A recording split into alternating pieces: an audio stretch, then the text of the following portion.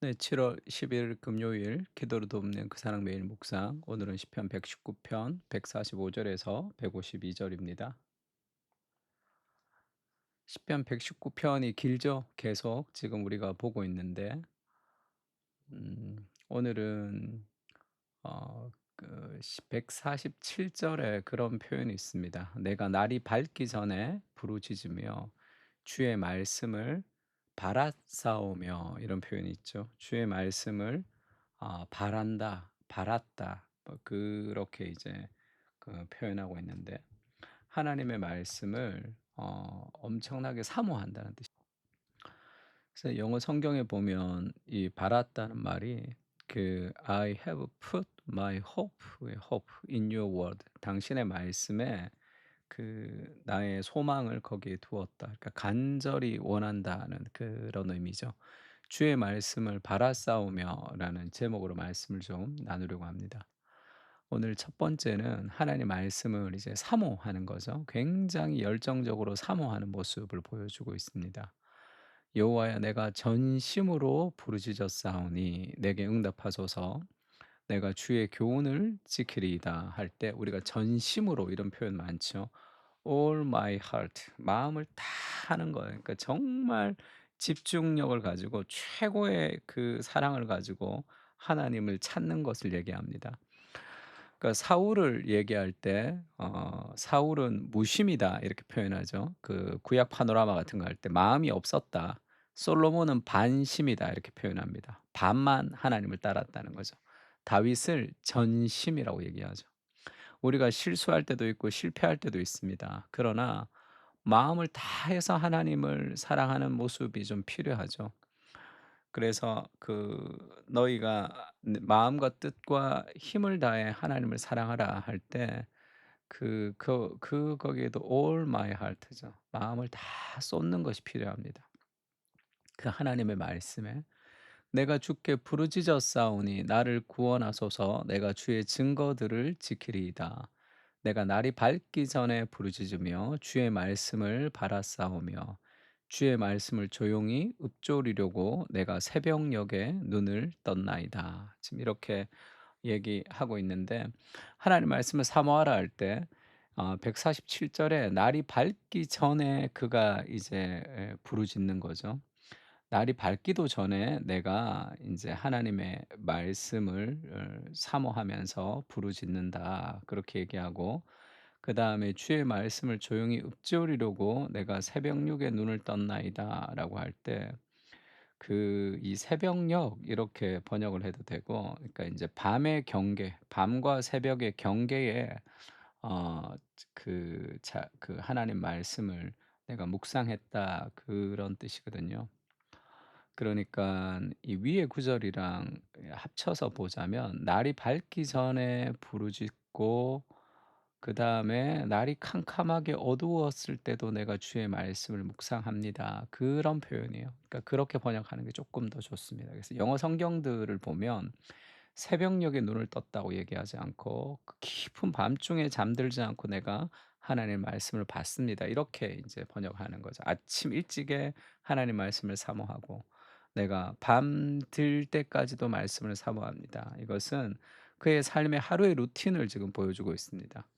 말씀을 우리가 어떻게 읽어야 되냐 하면, 아침에 하나님 말씀을 묵상하고 그리고 저녁에 기도하고, 그런 삶의 묵상, 주야로 묵상한다 이런 표현이 있죠. 그래서 하나님의 말씀으로 시작하고 말씀으로 마무리하는 것이 좋습니다. 그것을 예수님도, 예수께서 나가사 습관을 따라 감람산에 가심에 제자들도 따라갔더니 그 예수님에게도 이 거룩한 루틴이 있었다는 거예요. 습관을 쫓아 예수님이 기도하셨습니다. 예레미야에서는 다른 습관을 얘기하죠. 네가 평안할 때에 내가 내게 말하였으나 내 말이 나는 듣지 아니하리라 하였나니 네가 어려서부터 내 목소리를 청종하지 아니함이 너의 습관이라. 어린 시절부터 하나님의 말씀을 청종하지 않는 것, 그것이 이 습관이 될 수도 있죠.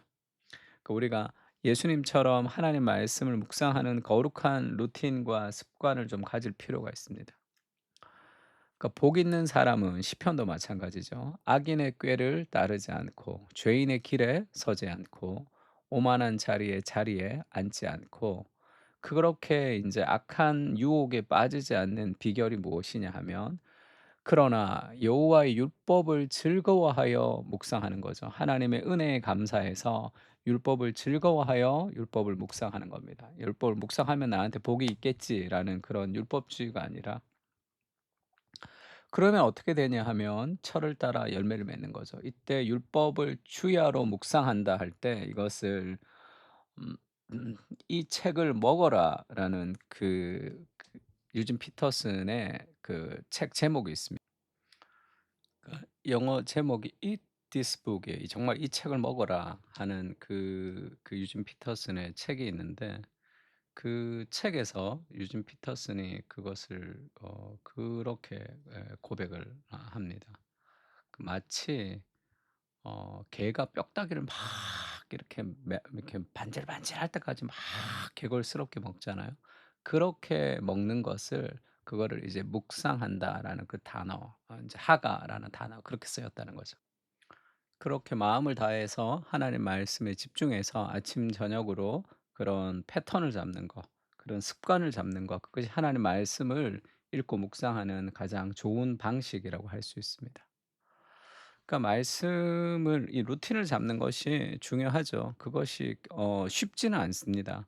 그러니까 저도 지금 매일 묵상 거의 매일 녹음하죠. 매주 녹음을 하는데 벌써 이게 얼마나 오래됐습니까? 그러니까 내 삶의 어떤 패턴으로 이렇게 잘 자리를 잡지만 '아 이걸 좀 녹음을 안 했으면 좀 편하겠다. 안 하고 싶다.' 이런 생각들이 많이 들죠. 늘 들지만 하면 좋단 말이에요. 하면 내가 말씀을 묵상하는 것도 너무 좋고 그리고 또 이 말씀을 함께 나누어서 출근길에 하루를 시작할 때 말씀으로 시작하는 걸 생각하면 그 하나님 말씀이 우리에 역사하는 거니까 이거 얼마나 좋습니까? 그러나 안 하고 싶은 마음들이 드는 것이 정상이죠. 그게 인간의 본성입니다. '아 내가 목사인데 왜 이걸 안 하고 싶을까?' 그렇게 생각하지도 않아요. 그게 정상이에요. 그게 납니다. 그게 인간의 본성이에요. 그래서 내가 원하는 대로 살아가면 삶은 유익하지 못하게 돼요. 그럼 어떻게 되느냐 하면 말씀과 멀어지면 그럼 어떤 삶을 살게 되느냐 하면 149 절에 이렇게 얘기합니다. "주의 인자하심을 따라 내 소리를 들으소서. 여호와여 주의 규례들을 따라 나를 살리소서. 악을 따르는 자들이 가까이 왔사오니 그들은 주의 법에서 머니이다." 하나님의 법에서 멀어짐은 악을 가까이 유혹과 죄와 여러 가지 걱정과 두려움과 근심과 불안을 이겨낼 수가 없는 거예요. 그러면 결국 몸은 편하지만 내 삶이 말씀이 아닌 다른 것들이 우리를 이끌어가서 좋지 않은 삶의 열매를 맺어 버리게 될 수밖에 없습니다. 그러면 그때는 또 후회하겠죠.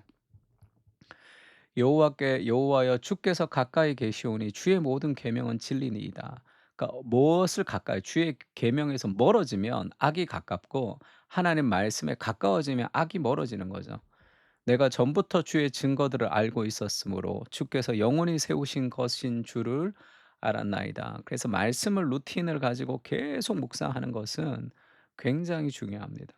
그러니까 저도 말씀을 좀 정말로 더 열심히 좀 목숨을 걸고 좀 말씀을 이렇게 깊이 있게 그렇게 좀 빠져봐야 되겠다 그런 생각이 갑자기 들었어요. 이번에 6월 말에 로마서를 좀 끝내면서 그래서 예전에 제가 읽었던 가지고 다니면서 읽었던 그런 성경책이 있습니다. 너무 많이 읽어 가지고 가죽이 다 헤어져서 내가 그 보관용으로 가지고 있었어요. 그걸 갖고 다닐 수가 없었어 찢어질까 봐. 그거를 리폼을 맡겼습니다 지금.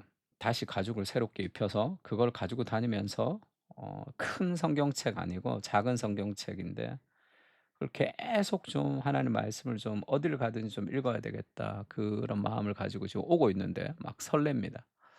말씀을 가까이 할 때 그렇지 않으면 결국 악을 가까이 할 수밖에 없는 거죠. 그래서 시냇가에 심은 나무가 철을 따라 열매를 맺으며 말씀에 순종하고 말씀을 따라갈 때 삶이 형통해집니다. 잎사귀가 마르지 않아요. 악인은 그렇지 않죠. 바람에 나는 겨와 같다. 이게 무슨 말이죠? 환경에 따라 휙휙 날아갑니다. 뿌리가 없는 거예요.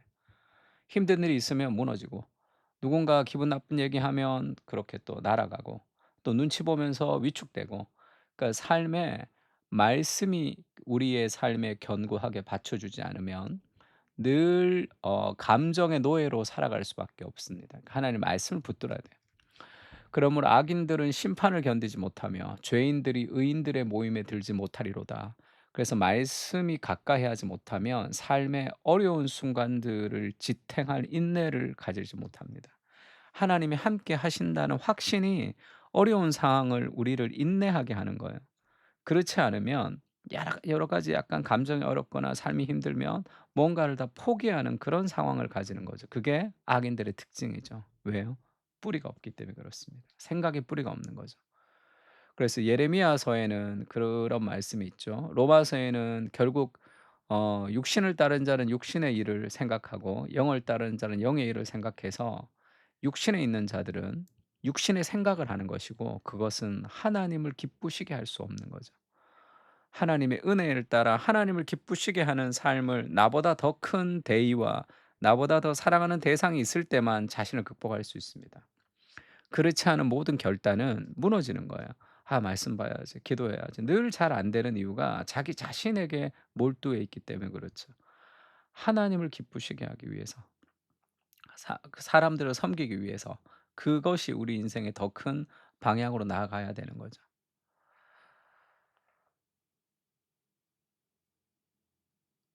너희가 전에는 어둠이더니 이제는 주 안에서 빛이라 빛의 자녀들처럼 행하라. 빛의 열매는 모든 착함과 의로움과 진실함에 있느니라. 그리고 주를 기쁘시게 할 것이 무엇인지 시험하여 보라. 이렇게 얘기하죠. 주님을 기쁘시게 할 것. 그것이 우리의 삶의 어떤 동기가 돼야 되죠. 하나님을 만나고 하나님을 기쁘시게 하고 하는 그것이 나를 기쁘게 하는 삶을 살아가는 것은 늘 우리를 자유롭게 하지 못합니다. 말씀에 가까이 하지 못하게 하는 거죠. 말씀을 사모하게 하시고 날마다 말씀을 읽는 계획과 거룩한 루틴을 지켜갈 수 있도록 은혜를 부어 주십시오. 우리의 삶의 열매는 우리의 생각의 결과입니다. 하나님의 말씀을 사모하며 순종하게 하시고 말씀을 떠나서 세상에 휘둘리는 삶이 아니라 견고한 뿌리를 내리는 삶을 살게 하옵소서. 아멘. 오늘도 주의 말씀을 붙들고 정말 마음을 다해서 하나님 말씀을 사모하는 그런 하루가 됐으면 좋겠습니다. 다 같이 기도하겠습니다.